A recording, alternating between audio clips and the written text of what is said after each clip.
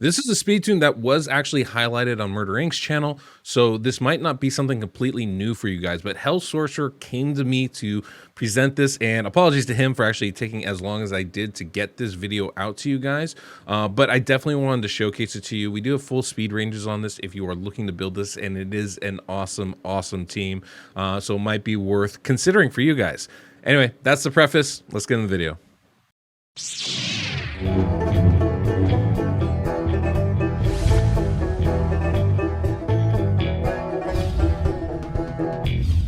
Welcome, I'm the Deadwood Jedi. This is going to be another Raid Shadow Legends video, and I'm very excited because we're talking about Sand Devil Necropolis.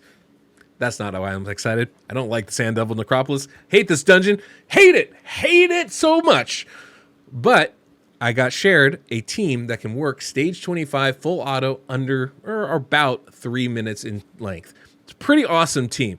This comes from HellSorcerer. Mad thanks and shout outs and props to you for actually coming to me. Make sure you guys let him know in the comments how much you appreciate him being able to share a team like this, because there's not a lot of auto teams out there. I don't know if there's any full auto teams out there that are effective at stage 25. This is one of them. So major props to him for showing this. Now, we should get out of the way. Obviously, stage 25, this is endgame, like super endgame. This is probably going to be, you know, applicable for maybe like 200 of you out there, you know. So obviously it's not going to necessarily be for everybody, but the concepts that are being used in this team definitely are going to apply no matter what stage, what level you're doing this dungeon on. So that's definitely something to keep in mind, and I think that's something we can all take from this. I definitely am learning some stuff actually just from recording this video, not to mention watching the run. I definitely picked up a few little tidbits here and there. So major shouts to HellSorcerer. Make sure to let him know in the comments, but let's go ahead, look at the team, because it's very cool and it's pretty awesome. Speed tuned auto 25 team, that's pretty dope.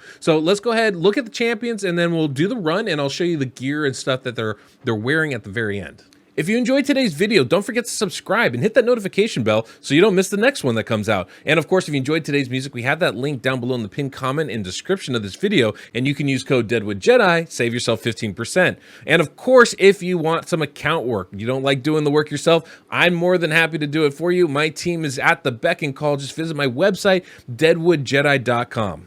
All right, this is the team that we're going to be bringing in, right? We've got Duchess, Lilitu, obviously crucial having a reviver. You either need revive on death or you need a full-on reviver. There's only ways to really do this, and you have to be able to withstand that big hit from the Necrosage, right? Like, that is absolutely massive to be able to withstand that. And there's a couple ways we can go about doing that, right? That Feasting Swarm ability. You know, the first way is obviously using like Stone Skin and just going slower than the boss and tanking it through Stone Skin. The other way is building up really tough and being able to tank it normally, which is going to be very hard to do, and that's what we're doing here with Duchess. So you can see we've got a heck lot of HP and defense. I mean, it's a stacked Duchess, so it's not going to be for everybody, but that hit is so hard. This is certainly one approach to be able to take it down, but you have to be able to survive every single time that hit comes. So it's going to be really important, if you're going to be doing this type of strategy, to bring in somebody like Duchess that is this strong. Now you've got Duchess here, you've got Armiger in here basically to be able to deal damage with that max HP hit. We've got Husk in there doing the same type of thing. And then we have Riho Bonespur, who I think is the absolute MVP of this dungeon. Brings a bunch of debuffs all with a single hit. And part of the idea with this team is to not wake up the Sand Devil, you know, when he goes to sleep. So you need to get as many hits in, as much damage in, as many debuffs as possible before the Sand Devil wakes up. And that's going to be the real challenge. Now, like I said, we got Riho for that. She also brings in a cleanse and a block debuff ability, which is huge because that decreased speed and that decreased accuracy that the Sand Devil places can completely mess up your run. In addition to that, we've got Quargan the Crowned, who I think is a really unique choice. Obviously, well, not obviously, but a Mausoleum Mage would probably be a better choice here. But the idea with Quargan, to block debuffs for your team, so you're not taking those. This, like I said, Mausoleum Mage is probably better. But Quargan gets the job done here. Anyway, real interesting team. So let's jump in the run, kind of see how it works. Like I said, it's about 3 minutes long, so nothing super crazy. But as you can see, we go in stage 25, right?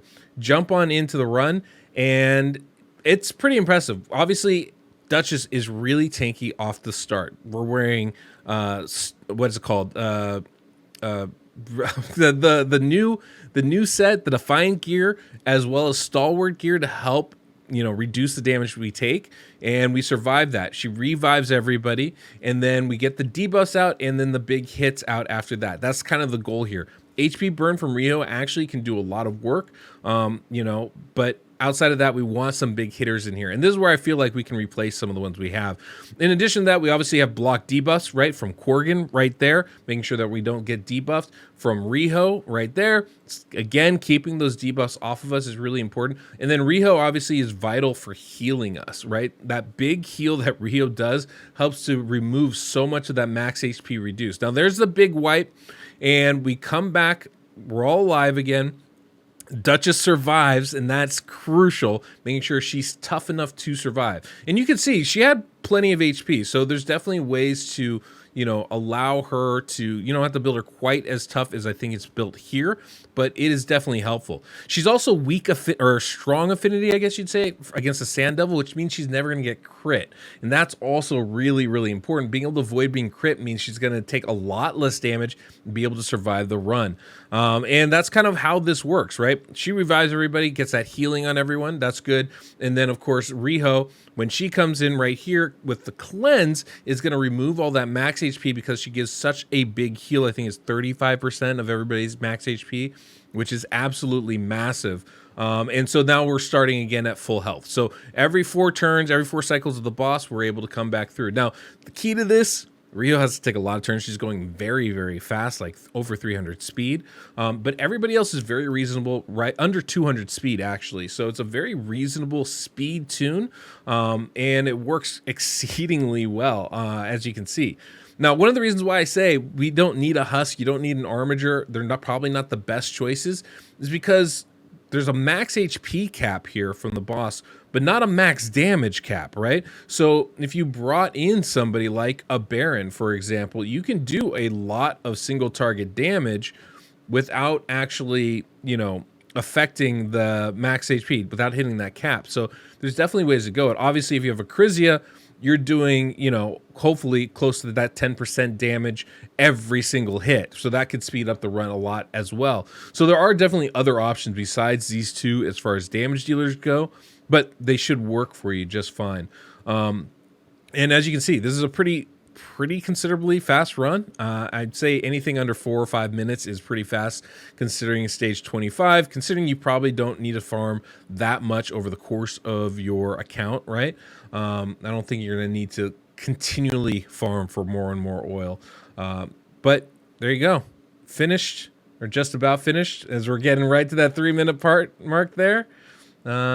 Just need one more big hit, basically, and we should be able to take it down. I don't know if Armiger's going to do it. Somebody, please finish it out. But as you can see, it's pretty steady, pretty consistent team, and it works really well. Even if I think Korgan sometimes will get a debuff, but Riho will go ahead and cleanse that, so makes it pretty reasonable. There we go. Okay, we should finish it now. Get those debuffs from Riho. Boom. 3 minutes, 25 seconds. Not too shabby. Okay, let's take a look at the gear so we understand exactly how these champions are built. So we've got Duchess here, and she's obviously really tanky, right? We're talking 115,000, 116,000 HP, 4,000 defense. You need a lot because you need to be able to survive these hits, right? Now, the speeds don't have to be super fast because we're using Duchess's aura here to help us out a little bit. But yeah, obviously, we haven't built resistance. We don't really need to do that because we're blocking the debuffs through the course of this fight. But we just need to build her as tanky as possible. We have her in Stalwart as well as what's called Defiant set. So we're mitigating already like 45% of the damage incoming. And I think that's absolutely massive and important to be able to do. I think Stalwart is going to be key if you're trying to survive that hit from the boss, right? And you can see she was able to survive a fair amount. So it's not like her health got down to 1% or anything. So there is a little bit of leeway there. But I mean, yeah, these are kind of the numbers that you're going to need for this stage at least. And then as far as masteries, obviously the defensive tree is going to be super valuable. You definitely want that. You want to avoid just like any kind of speed tuning, any turn meter boost, right? The counterattack masteries shouldn't be a problem for her in all truthfulness. I don't think it should actually be a problem for Let me rephrase that. Sorry. Counterattack masteries you do not want on Duchess, because when that big hit comes through, right? The big, what's it called? The Feasting Swarm ability comes through. Last thing you want is for her to counterattack and reduce the, the ticks on that sleep accidentally. So you don't want any counterattack masteries or accessories. You don't want any refresh stuff on any of these champions, right? But as far as that, other than that, we do want to go down defensive tree. That's going to help mitigate a lot of the damage that she's going to take, and that's going to be for everybody on this team. Then we have Armiger. Armiger, savage gear, right? You can build these champions super damage heavy. Obviously, Armiger's ideal because he's defensive based, so it makes it a lot easier for him to stay alive while doing that. And we do need all these champions to stay alive. They can't die in between hits. Now, the Feasting Swarm is obviously massive, and the Doom Tempest is a very big hit as well, but it's not super, super crazy. So you can survive that with, moderate gear, I would say. So you don't have to build super crazy tanky gear to be able to survive that. So you can build your damage dealers pretty damage heavy, right? Obviously, Armiger and Husk are really good options here, but they're not the only ones. Now, again, defensive tree, we're going down to Helm Smasher. I think is going to be really helpful as far as dealing more damage. But that's kind of the idea behind this. Then we have Husk, same type of situation. Obviously, mixed gear on this one, but you could obviously use Savage to great effect. The idea, again, is just to do as much damage as you possibly can through these hits, and that's kind of the idea here. Obviously, survivability is key. Getting everybody to about 3,000 defense is going to be pretty important, I think, for being able to survive these hits. You could, of course, build these champions in stalwart gear as well, right? And go a different direction. That would lower the requirement you need for your defense and HP, and instead you could focus more of your stuff into damage stats if that's to your liking. Now, the other two champions, right? Riho got 306 speed, very fast. Even with the aura, you still need a really fast Riho, which if you have a Riho on your account, that might be something that you have already. Like my Riho, I think is about 300 speed, so that wouldn't be a huge stretch for me per se. And at this level, of course, that's not crazy. What is crazy though is that you still need crazy accuracy on them, right? We've got this Riho with 537 accuracy, and you're still going to need to get to about 530, 560, something pretty high up there to have a reasonable chance of landing these debuffs consistently, and that's going to be really, really key. And obviously, she's built to survive as well. Defensive tree, support tree, going down to Eagle Eye, which of course is essential, I think, at this point. And then last, we have Korgan the Crown. Now, like I said, Korgan's a little bit of a weird champion. It's going to always be a little bit dicey using him. He's kind of he's an odd duck, but I think comes in really good here. In Guardian set, I think is really nice here, allowing him to help protect your allies and make sure that they don't take as much damage. I think that's actually a really nice move here and can make your survivability go up a lot if you have that spot available. And he's obviously blocking some debuffs as well. So that's today's video. Big shout out to HellSorcerer. I mean, awesome for you to be able to come up with this and to share it with me so I can share it with all you guys. So just want to give him a big shout out. Make sure to give him some love in the comments down below because I think, he deserves it. Hopefully you guys got a lot out of this video. I know I did, even just recording it and watching the run. Definitely opened up my mind to some new possibilities that I hadn't really considered utilizing before. So I'm very excited to be able to try some of those things out as well. So hopefully you guys got something out of this, enjoyed yourselves. Don't forget to subscribe and hit the notification bell. It's been a while since I put out some videos. I know that it's not my ideal, but that's just the way I work sometimes. Don't miss out when I do put it out. Hit the notification bell so you know when the videos are there. Otherwise, guys, till next we meet, I'm the Deadwood Jedi.